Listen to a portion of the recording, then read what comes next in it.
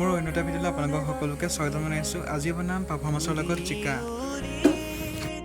ৰেচিপিটো বনাবৰ কাৰণে যিসমূহ বস্তু লাগে সেইসমূহ সকলোসমূহ মই গোটাই লৈছোঁ। ইয়াতে আদা নহৰু ধুনীয়াকৈ পেষ্ট বনাই লৈছোঁ।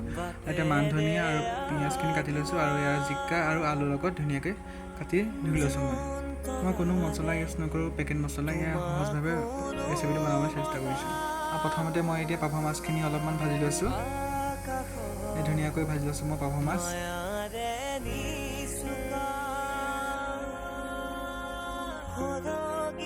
এতিয়া মই মাছ ভজা তেলখিনিতে মই এতিয়া পিঁয়াজ দি দিছোঁ অলপমান।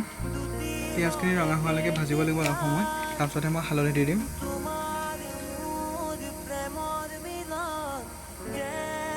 এতিয়া মই আন্দাজমতে অলপমান হালধি দি দিছোঁ।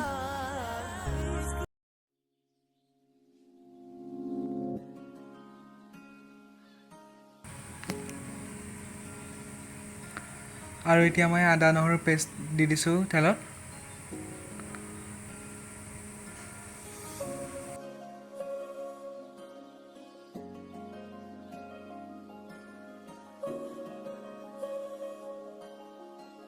অলপ সময় ভজাৰ পিছত মই এতিয়া চব্জিখিনি দি দিছোঁ, জিকা আৰু আলুখিনি ধুনীয়াকৈ এতিয়া ভাজিব লাগিব অলপ সময়। তাৰপিছত অলপমান পানী দিম, যিহেতু মই জুলীয়া কৰিম সেইটো কাৰণে অলপমান পানী দিব লাগিব অলপমান ভাজা হোৱাৰ পাছত।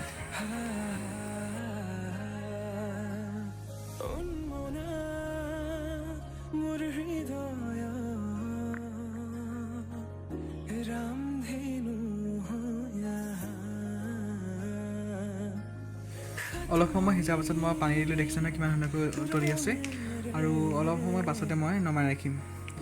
ইয়াত দেখিছোঁ নহয় ফাইনেলি আমাৰ খানা ৰেডি হৈ গ'ল। ইয়াত দেখিছোঁ ইয়াত পাভা মাছ ফ্ৰাই আৰু জহা চাউলৰ ভাতৰ লগত জিকাৰ তৰকাৰী আৰু ইয়াত কেঁকুৰা চাটনি বনাইছিলোঁ আৰু এয়া নেমু টেঙা। আজিলৈ ভিডিঅ' ইমানেই আছিলে। যদিহে মোৰ ভিডিঅ' চাই ভাল পায় তেন্তে লাইক, কমেণ্ট আৰু ছাবস্ক্ৰাইব কৰি দিব। ধন্যবাদ।